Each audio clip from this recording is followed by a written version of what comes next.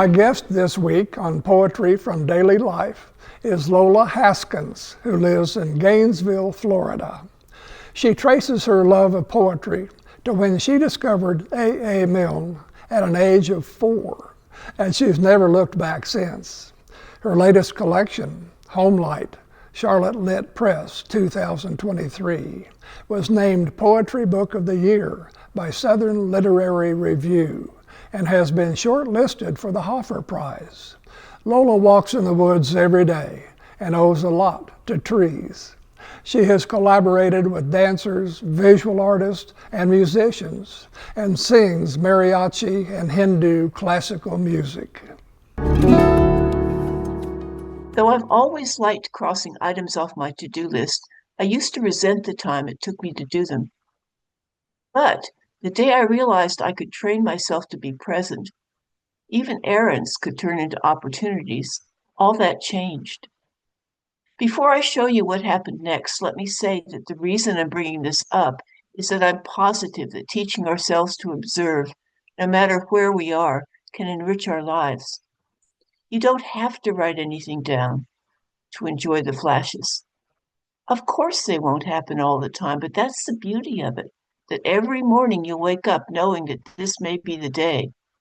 It doesn't matter if you aren't a poet. It doesn't even matter if you think you don't like poetry.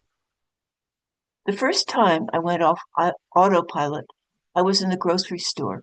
Here's what came of that. It's called aquarium. When I was little, I used to love to go to the aquarium.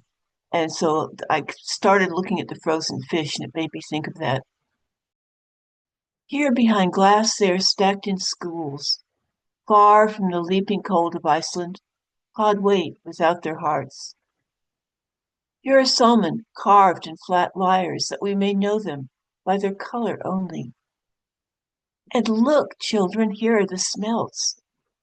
Do you think if we take them home and thaw them out, they will show us what it was like to swim, thick as shoppers, than the dark isles of the sea?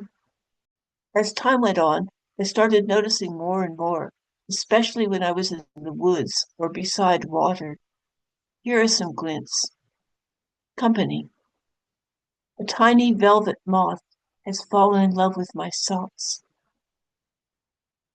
By the side of the path, some brown and white mushrooms are discussing the rain. Enlightenment.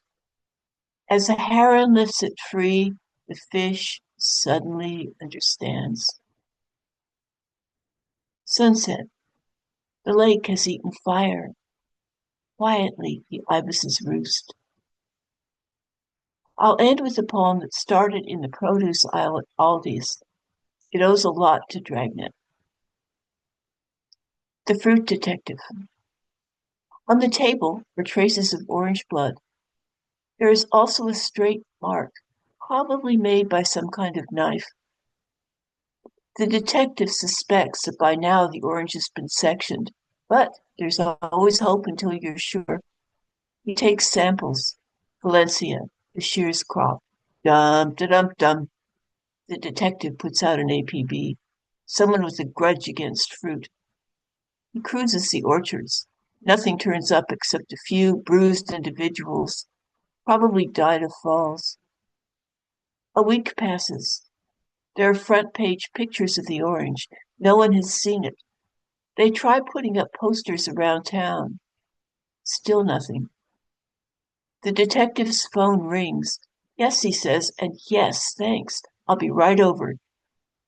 Another orange. This time they find a peel.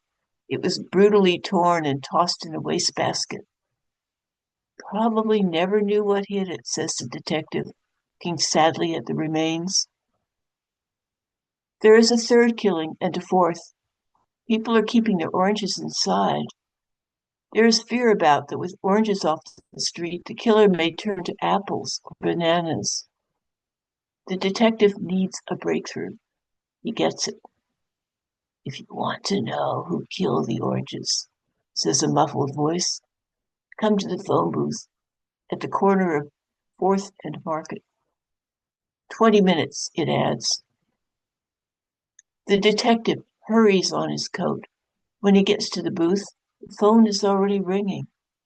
It is the egg. I did it, says the egg, and I'll do it again. The detective is not surprised. No one but the egg could have been so hard-boiled.